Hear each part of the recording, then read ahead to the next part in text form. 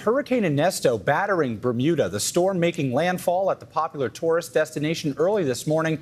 And take a look at Brooklyn's Coney Island beach. That's among several in New York City closed due to the storm, creating rip currents along the east coast of the U.S. But let's start in Bermuda with ABC's Morgan Norwood. She is live with the latest. Morgan, good morning to you.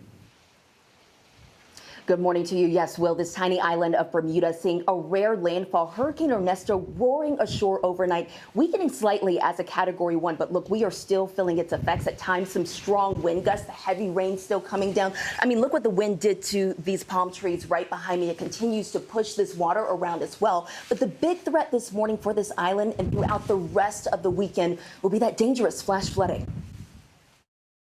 Overnight, Hurricane Ernesto making landfall in Bermuda. The eye wall packing its strongest winds and rain, raking over the tiny British island and lashing it with 85-mile-per-hour winds. Ernesto seriously threatens our community.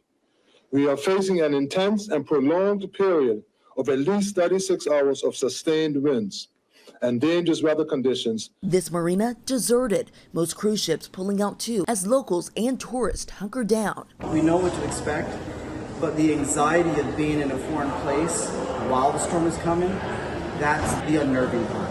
Even though it's churning hundreds of miles offshore, Ernesto is bringing dangerous surf and deadly rip currents to beaches up and down the east coast of the U.S. Oh my God! On North Carolina's coast, this entire home cleared out to sea. And at New York's Jones Beach, crews building sand berms to help keep the waves at bay. The city already shutting down several beaches for safety. And back here in Bermuda, there are more than 25,000 customers without power. But look, with the storm essentially crawling across the island at standstill right now, it could be some time before crews are able to get those bucket trucks in the air and get the lights back on for so many customers here. Will? That slow-moving storm, always dangerous. Morgan, thank you for that. And let's go to Samara Theodore now for the latest on the storm track and those rip current threats along the east coast of the United States. Samara, good morning.